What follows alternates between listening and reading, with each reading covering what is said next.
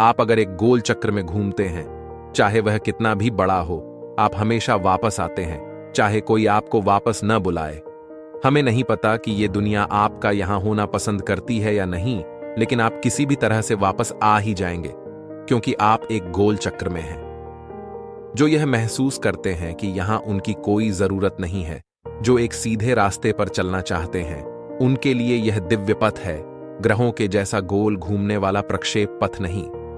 तो कोई भी इंसान ब्रह्मचर्य को एक प्राकृतिक प्रक्रिया की तरह नहीं, बल्कि एक मार्ग और एक अनुशासन की तरह अपनाता है, जिससे वे जीवन की चक्रीय गति, जन्म मरण के चक्कर में न पड़े। वे जीवन की चक्रीय गति के आगे झुकना नहीं चाहते। तो ब्रह्मचर्य क्या करना होता है? अगर आप बहुत जागरूक हैं तो इसमें कुछ भी नहीं करना है। यह बहुत सरल है। आप रोज सुबह ऐसे उठते हैं जैसे अभी अभी पैदा हुए हैं, रात में सोने के लिए ऐसे जाते हैं जैसे आप मरने वाले हैं। बीच के समय में आप वो करते हैं जो लोगों के लिए उपयोगी है। ईर्ष्या को हमेशा से एक कुटिल भावना के रूप में देखा गया है, लेकिन ईमानदारी से कहूं तो मेरे लिए इसने बराबर काम किया है।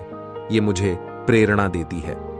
तो जब भी मेरे मित्र कुछ नया सीखते हैं तो मेरे अंदर से भाव आता है कि मैं उनसे बेहतर करूं।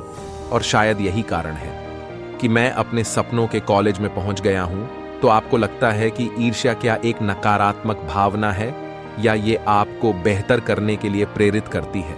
सौभाग्यवश आज के दिनों में ऐसा नहीं होता, लेकिन उन दिनों जब हम बड़े हो रहे थे, खास तौर से छोटे शहरों में, लोग मजा लेने के लिए एक डिब्बे में पटाखे भर के किसी गड्ढे की पूंछ से बांध देते थे। विशेष रूप से दिवाली के दिनों में यह काफी लोकप्रिय था। जब पटाखे छूटने लगते तब वो बेचारा गड्ढा इधर उधर भागता था, घोड़े से भी ज्यादा तेज। क्या आपको लगता है कि जीवन को प्रेरित करने का यह कोई अच्छा तरीका है? आपके पास और भी बेहतर और समझदार तरीके हैं। जब आपको लगता है कि आपकी पूंछ सुलग रही है तो आप दौड़ सकते हैं। लोग कहते हैं कि अगर कोई कुत्ता आपके पीछे पड़ जाए तो आप वाकई तेज दौड़ेंगे, लेकिन उसैन बोल्ट इसलिए तेज नहीं दौड़ते कि उनकी पूंछ में आग लगी है। वे इसलिए तेज दौड़ते हैं क्योंकि उन्होंने अपने पैरों और फेफड़ों को इस तरह तैयार किया है कि वे चाहे जैसे दौड़ें, वे सबसे तेज होंगे।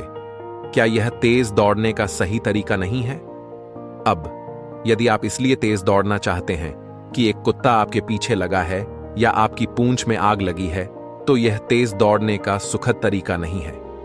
अगर आप इसलिए तेज दौड़ना चाहते हैं कि कोई कुत्ता आपके पीछे लगा है या आपकी पूंछ में आग लगी है, तो यह तेज दौड़ने का सुखद तरीका नहीं है।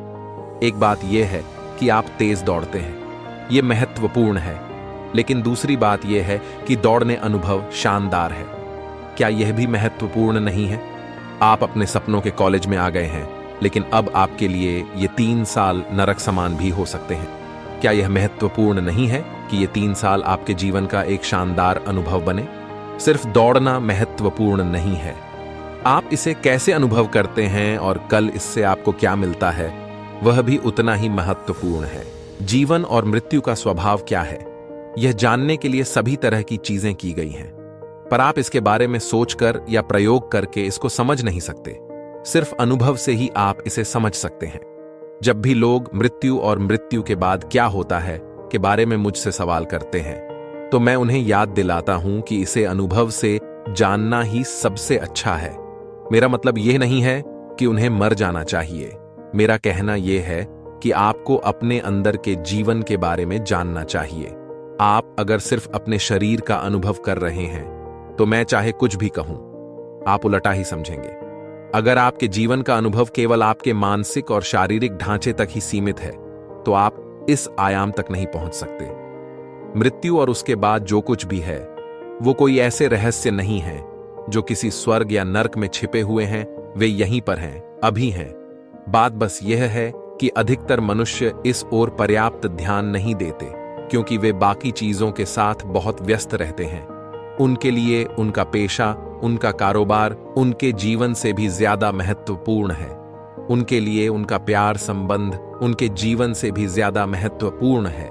उनके पड़ोस के किसी व्यक्ति के साथ उनकी छोटी सी समस्या उनके जीवन से भी ज्यादा महत्वपूर्ण है। वे कैसे कपड़े पहनते हैं, ये उनके जीवन से बहुत ज्यादा महत्वपूर्ण है। ये सिर्फ कुछ ही उदाहरण है। जीवन के बारे में आपके विचार गलत हैं, तो जीवन आपसे दूर ही रहता है। वास्तव में जीवन आपसे दूर नहीं होता, आप उससे बच बच कर रहते हैं। जीवन आपको टालने की, आपसे दूर जाने की कोशिश नहीं करता, आप ही उससे दूर रहते हैं। आपके जीवन के कड़वे, दर्द भरे अनुभव आपको जीवन की वजह से नहीं हुए थे। वे अपने मन और शरीर को संभालने की आपकी अयोग्यता की वजह से हुए थे। जीवन ने कभी आपको कोई दर्द या पीड़ा नहीं दी है। यह सिर्फ आपके मन और शरीर के कारण हुए हैं। आप जानते ही नहीं कि अपने शारीरिक और मानसिक ढांचे को कैसे संभालें। आपको कुदरत ने 2 अद्भुत साधन दिए हैं, पर आपने उनको बिगाड़ दिया है।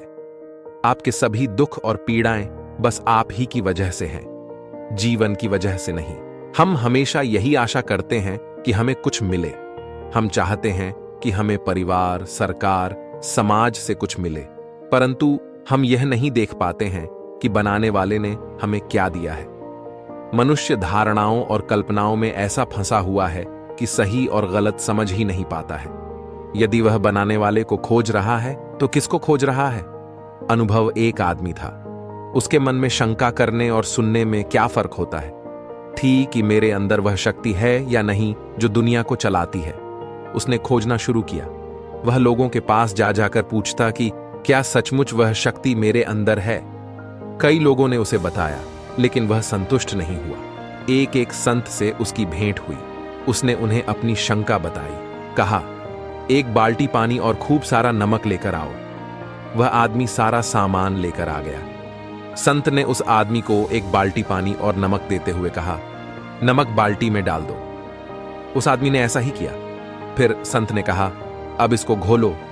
उसने घोलना शुरू किया। धीरे धीरे सारा नमक पानी में घुल गया। फिर संत ने उस आदमी से पूछा, कहां गया? तो उसने कहा कि नमक तो गायब हो गया, वह दिखाई नहीं दे रहा है।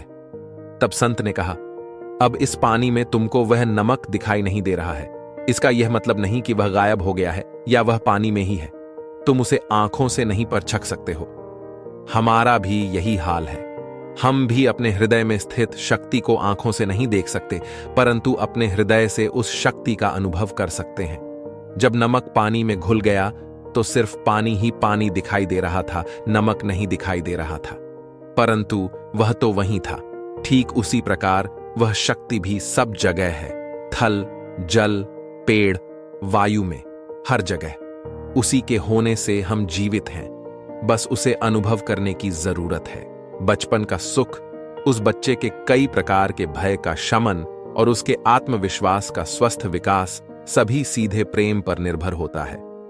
आजकल कई बच्चे दुख भरे घरों में बड़े होते हैं। यदि उन्हें ढंग का प्यार नहीं मिलता तो अपने आगामी जीवन में वे शायद ही अपने माता पिता से प्रेम करेंगे और संभव है कि दूसरों से प्रेम करना भी उनके लिए कठिन होगा। यह बहुत चिंताजनक है। जैसे जैसे बच्चे बड़े होकर स्कूल में प्रवेश करते हैं, उनको शिक्षकों से मदद मिलनी चाहिए। यदि कोई शिक्षक न केवल शास्त्रीय शिक्षा देता है, परंतु विद्यार्थियों को जीवन के लिए भी तैयार करने का उत्तरदायित्व लेता है, तो उसके विद्यार्थियों में उसके लिए विश्वास तथा सम्मान की भावना जागेगी। विद्यार्थियों को जो कुछ भी सिखाया गया है, वह उनके चित्त पर अमिट निशान छोड़ जाएगा। दूसरी ओर, अपने विद्यार्थियों के संपूर्ण कुशल मंगल की चिंता नहीं रखने वाले शिक्षक द्वारा सिखाए गए विषय शायद उनको बहुत समय तक याद भी नहीं रहे। भावनाओं का असर हर जगह पड़ता है। प्रेम पूर्वक किए गए व्यवहार का सकारात्मक असर पड़ता है और उपेक्षापूर्ण व्यवहार का नकारात्मक असर पड़ता है। ये बात बच्चों पर ही नहीं, सभी पर लागू होती है। इसलिए सभी के साथ प्रेम पूर्वक व्यवहार करना चाहिए। बहुत सी सर्वश्रेष्ठ चीजें शांत माहौल में ही सीखी जा सकती हैं और कई चीजें तूफान के बीच ही सीखते हैं। सफलता से ज्यादा दिलचस्प होता है संघर्ष। जो हमें खुशी दें, ऐसी परिस्थितियों की पहले से पहचान नहीं की जा सकती। उनका हम अचानक ही सामना करते हैं। सहज बने रहने के लिए बहुत सारे तजुर्बों की जरूरत होती है। जब शरीर की आंखें बंद होती हैं, तब आत्मा की आंखें खुली रहती हैं। दुनिया में हर असाधारण तोहफे की कीमत देनी ही पड़ती है। जहां प्रेम है, वहां चमत्कार होते रहते हैं। मंजिल नहीं, जीवन में रास्ता ही सब कुछ है। यह सच्चाई कि मैं एक महिला हूं, कभी मेरे पादरी या राजा बनने के सपनों के आड़े नहीं आई। जवानी के दिनों में देखे गए सपने यदि पूरे हो जाते हैं तो इससे बेहतर जीवन में और क्या हो सकता है। शुरुआत करके ही डर को खत्म करें। फेलियर का डर हमें कदम बढ़ाने ही नहीं देता। बस काम को बार बार टालते हैं, आज करेंगे, कल करेंगे, और इस बाजी मारता समय का बहाना बनाना। क्यों गलत लोगों के मुंह से ऐसे शब्द सुने होंगे कि मैं ऐसा कर सकता था लेकिन नहीं कर पाया। ऐसी बातें करने वाले वह काम इसलिए नहीं कर पाए कि उन्होंने कभी अपनी चक्कर में दूसरा है। अपने डर को खत्म करना होगा, डर से जीतना होगा, और यह संभव है जब हम कदम बढ़ाएंगे। ये नहीं सोचें कि फेल हो जाएंगे, बस हमें अपना बेस्ट देना है। अपने मस्तिष्क का दायरा बढ़ाएं। हम आज जो हैं उस स्थिति में बानमन रचनात्मक बदलाव लाकर जीवन के उन क्षेत्रों में सफलता प्राप्त कर सकते हैं जो हमारी दृष्टि में कमजोर हैं, लेकिन जिनमें सफल अधिकांश लोग यह नहीं जानते कि बदलाव कैसे लाया जाए। इसके लिए हम अपने मस्तिष्क का दायरा बढ़ा सकते हैं। तय छोटी चीजों को करने में अपना समय देते रहे। जो लोग अपनी असफलता के लिए समय का बहाना बनाते हैं वो खुद को और दूसरों को धोखा देते हैं।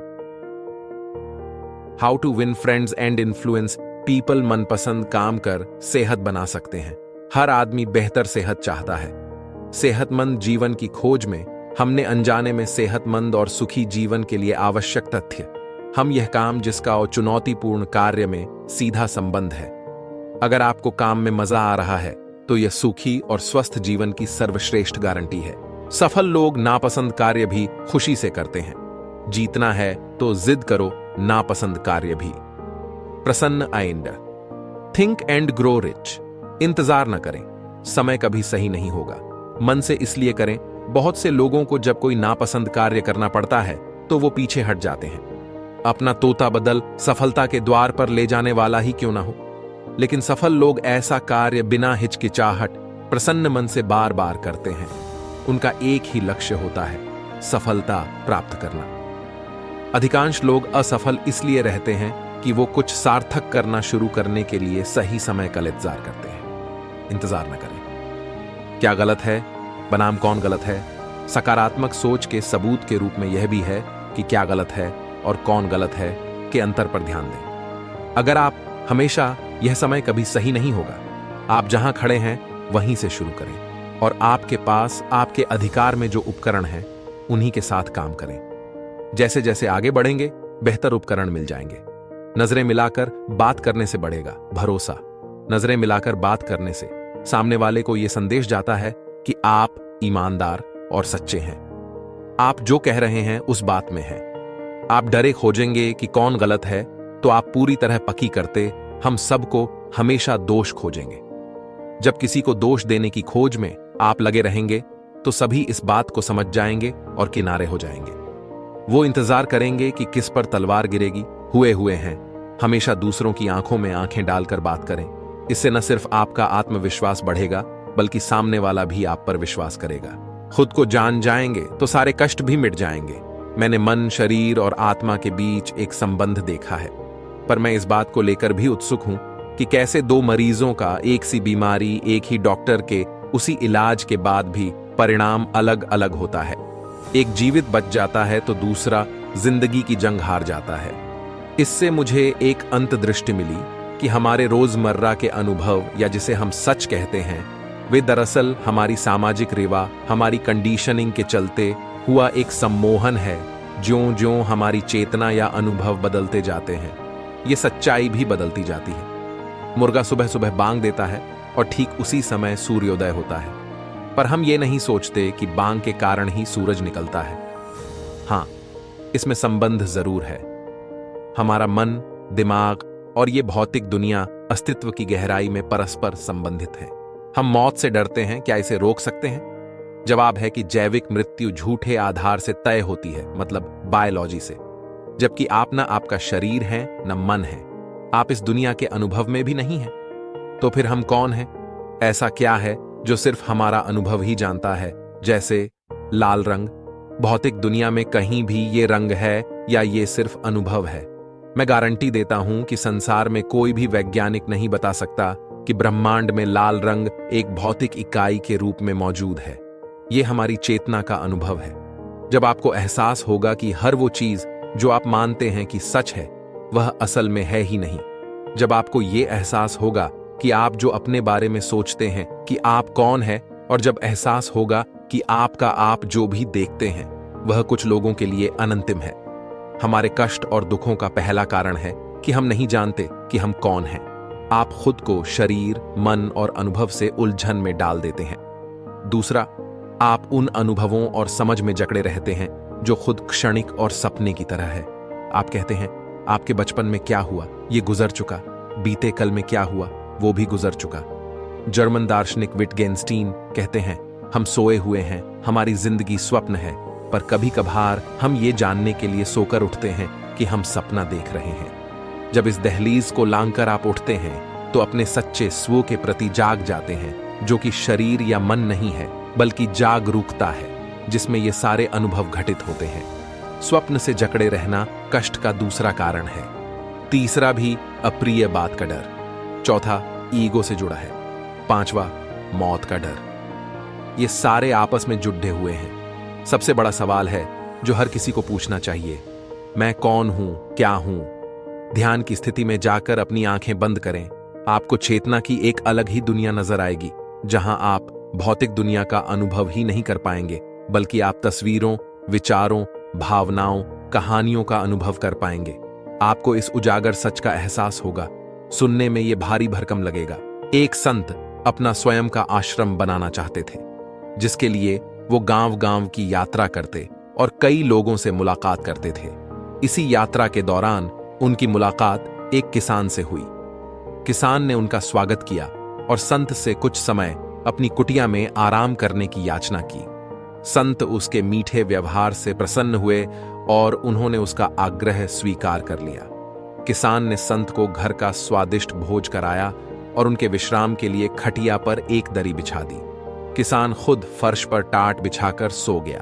किसान को सोते ही नींद आ गई। उसके चेहरे के भाव से पता चल रहा था कि वह चैन की सुखद नींद ले रहा है। उधर संत को खाट पर नींद नहीं आ रही थी। उन्हें मोटे और नर्म गद्दे की आदत थी, जो उन्हें दान में मिला था। वो रात भर किसान के बारे में सोच रहे थे कि वो कैसे इस कठोर जमीन पर इतने चैन से सो सकता है। दूसरे दिन सवेरा होते ही संत ने किसान से पूछा, तुम कैसे इस कठोर धरा पर इतने चैन से सो रहे थे? तब उसने बड़ ही सरलता से उत्तर दिया, हे गुरुदेव, मेरे लिए मेरी ये छोटी सी कुटिया एक महल के समान ही भव्य है। इसमें मेरे श्रम की है। अगर मुझे एक समय भी भोजन मिलता है तो मैं खुद को भाग्यशाली मानता हूं। जब दिन भर के कार्यों के बाद मैं इस धरा पर सोता हूं तो मुझे मां की गोद का आत्मीय एहसास होता है। मैं दिन भर के अपने सत्कर्मों का विचार करते हुए चैन की नींद सो जाता हूं। मुझे एहसास भी नहीं होता कि मैं इस कठोर धरा पर हूं। जब संत जाने लगे तब किसान ने कहा, हे गुरुवर, क्या मैं भी आपके साथ आश्रम के लिए धन एकत्र करने चल सकता हूं? तब संत ने विनम्रता से उत्तर दिया, पुत्र, तुमने जो मुझे आज ज्ञान दिया है उससे मुझे पता चला कि चित्त का सुख कहां है। अब मुझे किसी आश्रम की इच्छा नहीं रह गई। यह कहकर संत वापस अपने देश लौट गए और एकत्र किया। धन उन्होंने गरीबों में बांट दिया और स्वयं एक कुटिया बनाकर रहने लगे। जीवन का सुख संतोष में है। अगर मनुष्य जो है उसे स्वीकार कर ले और उसी में खुशियां तलाशे तो वो उसी क्षण सारे सुख का अनुभव कर लेता है। कई घरों में अपार धन दौलत ऐशो आराम होते हुए भी वहां सुख शांति नहीं होती, क्योंकि उन्हें जो है उसमें संतोष नहीं होता। कहते हैं, जिन्हें दूसरों की थाली में घी ज्यादा दिखता है वो कभी खुद चैन से नहीं रहते। व्यक्ति को हमेशा वो चाहिए जो उसके पास नहीं है, और वो मिल जाए तो नई महत्वाकांक्षा उसकी जगह ले लेती है। इस तरह पूरा जीवन असंतोष में ही बीत जाता है। संतुष्टि ही जीवन का मूल मंत्र है। अगर इंसान में संतोष है तो कोई दुख उसे तोड़ नहीं सकता। यही है जीवन का रहस्य। अक्सर लोग एक बहुत ही कॉमन सवाल पूछते हैं कि मैं खुश कैसे रह सकता हूं। मैं उन्हें एक आदमी के बारे में बताता हूं जो हमेशा शिकायत करता रहता था कि उसके ऊपर ईश्वर की कृपा नहीं है। एक दिन अचानक उसकी आंखों में कुछ खुजली हुई, जिसने उसका नजरिया पूरी तरह बदल दिया। डॉक्टर ने इसे कैंसर बताया और आंखें निकालने की नौबत आ गई ताकि कैंसर पूरे शरीर में ना फैले। एकदम बिखर चुका वह इंसान ज्यों ही सर्जरी वार्ड में अंदर गया, उसके दिमाग में एक ही ख्याल था, उसका धुंधला भविष्य। हालांकि ऑपरेशन के दौरान सर्जन ने पाया कि यह रेटिना के पीछे महज एक फंगस है जिसे सिर्फ साफ करने की जरूरत है। आखिरकार जब उस आदमी की आंखों की पट्टी खोली गई तो वह यह देखकर खुशी से झूम उठा कि वह अभी भी देख सकता है, और तब उसने अपनी आंखों की रोशनी के लिए ईश्वर को धन्यवाद दिया। आखिर में सामने आया कि अपनी नेमतों पर ध्यान केंद्रित करने वाले समूह के लोग 25% ज्यादा खुश थे, जबकि नकारात्मक पर ध्यान केंद्रित करने वाले 30% ज्यादा दुखी थे। कृतज्ञता की भावना, सकारात्मकता और अच्छा मानसिक व शारीरिक स्वास्थ्य विकसित करने का एक निश्चित तरीका है। इसका यह मतलब नहीं कि जिंदगी इसका ये को परी कथाओं की तरह परिपूर्ण माना जाए, बल्कि सभी हालातों में उम्मीद की किरणों को खोजते हुए खुद में लचीलापन विकसित किया जाए। सवाल है कि दिमाग को ग्रैटिट्यूड का प्रशिक्षण देने की जरूरत क्यों है? दरअसल जीवन में चुनौतियां और समस्याएं आनी ही हैं, पर आराम की चाहत में दिमाग समस्याओं की ओर ज्यादा जोर देता है और सकारात्मक पक्ष भूल जाता है। दिमाग एक समय पर एक ही भावना पर ध्यान केंद्रित कर सकता है। जब हम आसपास की अच्छाइयों पर लगातार ध्यान देते हैं तो दिमाग को नकारात्मक चीजों के लिए सोचने की गुंजाइश ही नहीं बचती। इसलिए कृतज्ञता की भावना जीवन का दृष्टिकोण सही करने में मदद करती है। कृतज्ञता विकसित करने और अभ्यास करने के लिए आपके पास जो है उस पर ध्यान दें, न कि कमियों पर। हर किसी का कप आधा खाली है, पर वो आधा भरा हुआ भी है।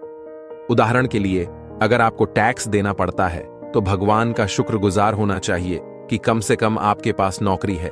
दुनिया में कई लोगों को एक बाल्टी पानी जैसी मूलभूत चीजें भी नसीब नहीं है। ऐसे में अगर आपके घर में नल में पानी की सुविधा है तो इसे ईश्वर का आशीर्वाद की तरह लें। जो हवा हम सांसों से लेते हैं, जो रोशनी हमें मिलती है, जिस पृथ्वी पर हम रहते हैं, और इन सबसे ऊपर जिस मनुष्य रूप में हम हैं, ये सब ईश्वर की कृपा है। वो भी बिना मांगे हमें मिली है। रोजाना अच्छी चीजें दर्ज करना दिमाग को रचनात्मक बनाता है और कृतज्ञता की मानसिकता दृढ़ होती है। व्यक्तित्व में विनम्रता सींचें। ईगो ये यकीन दिलाने की कोशिश करता है कि हमारी स्वार्थी छोटी छोटी इच्छाओं की पूर्ति सृष्टि का मूल उद्देश्य है, और जब चीजें हमारे हिसाब से नहीं होती तो अपनी खींच को सही ठहरा। अपने जीवन से प्यार करते हो तो दूसरे जीव भी अपने जीवन से प्यार तो करते हैं। ये बात सदैव तुम्हें स्मरण रखना चाहिए। इस तरह की स्मृति को साधु धर्म कहा जाता है, और जो व्यष्टि इन तथ्यों के अनुसार आचरण करता है वही प्रकृत साधु है। अतः तुम्हारे चिंतन और कर्मों में किसी प्रकार का कोई अंतर नहीं रहना चाहिए। यदि कुछ अंतर है भी तो उस अंतर को धीरे धीरे घटाना चाहिए और अंत में उसे मिटा देना चाहिए। यहां विचार और कर्म को एक बिंदु पर मिलना चाहिए। मनुष्यों के बीच अथवा जीव जगत आदि के बीच भेदभाव का प्रचार करना नैतिकता नहीं है। परम आध्यात्मिक प्रशांति उस जगह कभी नहीं मिल सकती है जहां आपके विचारों में भेदभाव है। नैतिकता जीवात्मा को लक्ष्य की ओर धकेलती है और लक्ष्य उसे अपनी ओर अबाधित रूप से खींचता है। चूंकि परम पुरुष सभी सत्ताओं को अपनी तरफ आकर्षित करते हैं, इसलिए संस्कृत में उन्हें कहा जाता है। कृष्ण शब्द का एक अर्थ यह भी है कि जो अपनी ओर आकर्षित करता हो। इस शब्द का दूसरा अर्थ है वह सत्ता जिस पर सभी सत्ताओं का अस्तित्व निर्भर है। इस तरह एक तरफ परम पुरुष आध्यात्मिक साधकों को आगे बढ़ने की ओर आकर्षित करते हैं, वहीं दूसरी तरफ आध्यात्मिक साधक अपनी चेष्टा से, अपने प्रयास, अपने नैतिक बल से उनकी ओर बढ़ते हैं। प्रेरणाओं के इन स्रोतों के कारण मनुष्य अपने गंतव्य तक पहुंच जाते हैं। यदि कुछ लोगों को ऐसा अनुभव होता है कि परम पुरुष की सहानुभूति और कृपा उन पर नहीं है, वे उन्हें अपनी ओर नहीं खींचते हैं, तो मैं उन सभी को सलाह देना चाहूंगा कि वे नैतिकता में ज्यादा से ज्यादा प्रतिष्ठित हों। जब वे नैतिकता में पूरी तरह प्रतिष्ठित हो जाएंगे, तब जाकर वे भी परम पुरुष की कृपा का अनुभव कर पाएंगे। परम पुरुष का अपना कर्तव्य है कि वे हमें अपनी ओर आकर्षित करें, और हमारा कर्तव्य है कि हम अपनी चेष्टा से, अपने प्रयास से, अपने नैतिक बल से अपने लक्ष्य की ओर आगे बढ़ें, यानी परम पुरुष की तरफ आगे बढ़ें। यहां कर्तव्य करना सबसे ज्यादा जरूरी है। अध्यात्म विद्या की आराधना में तुम्हें जो सुख मिलेगा वह नित्य सुख है। इस सुख को ही आनंद कहते हैं। समझने योग्य बात यह है कि अनित्य वस्तुओं से आनंद नहीं मिलता, वह तो नित्य वस्तुओं से ही प्राप्त होता है। अनित्य वस्तुएं आएंगी, कभी हंसाएंगी तो कभी रुलाएंगी, अनित्य जगत में कितनी भी प्रिय वस्तुएं पा लो, वे एक दिन जाएंगी, किंतु एक वही तुम्हें नहीं रुलाएगा, क्योंकि वह नित्य है, अपरिणामी है, अपरिवर्तनशील सत्ता है। यम कहते हैं, हे नचिकेता, तुम्हारे सामने ब्रह्मधाम का द्वार खुल गया है। जिसने मृत्य वस्तुओं के विषय में सम्यक ज्ञान अर्जन किया है, जगत में तुम चाहे कंगाल बनाकर रुलाकर चली, उसने विनाशशय सुख की तथा विनाश रहित दोनों प्रकार की वस्तुओं का ज्ञान अर्जन किया है। मननशीलता की वृद्धि के साथ साथ जीव खंड सुख से जितना ही बृहत ओर अर्थात आनंद की ओर अग्रसर होता है, उतना ही वह शरीरगत सुख छोड़कर मानसिक सूक्ष्म सुख की ओर झुकता चला जाता है। देश प्रेम भी ऐसा ही सुख है। देश प्रेम या ऐसे ही अनेक सूक्ष्म सुखों के लिए मनुष्य अपनी देह को उत्सर्ग करने में जरा भी नहीं हिचकता। ये मनुष्य की मनः प्रधानता के लक्षण है। कुत्ता और बिल्ली का सुख शरीरगत सुख है, उनके आधार में मन का सुख प्रधान नहीं हो सकता।